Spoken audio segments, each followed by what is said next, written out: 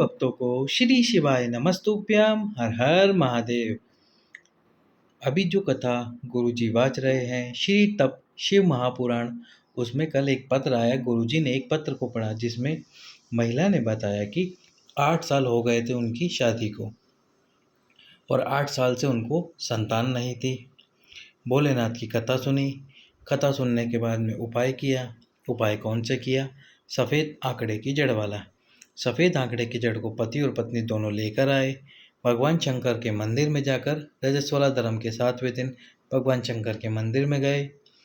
तुमरुका जी का नाम लेकर 21 बार उस जड़ को भगवान शंकर के शिवलिंग पे से घुमाया और 21 बार घुमाने के बाद में बाबा को प्रणाम करा। झोली पसार कर अपना नाम बोला दोनों ने।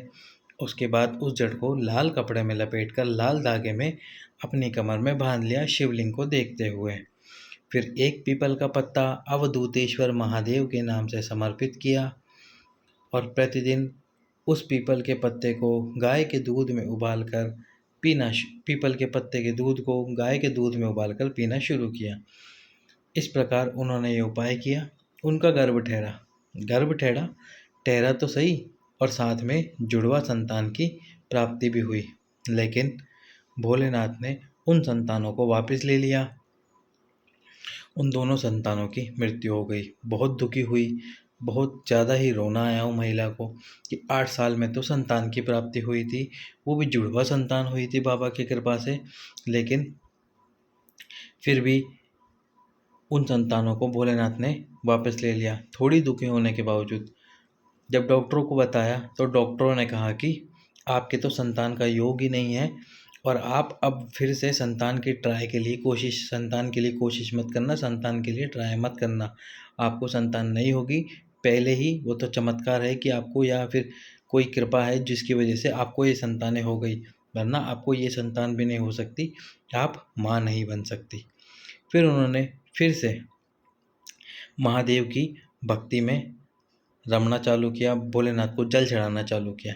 साथ में एक बात भी बोली उन्होंने पत्र में कि जैसे गुरुजी बोलते हैं कि हमारे कर्मों की फाइल, कर्म हम नहीं जानते पिछले जन्म के कैसे थे, तो हमारे कर्मों की फाइल यदि मोटी होगी तो उसको हटाने में समय लगता है।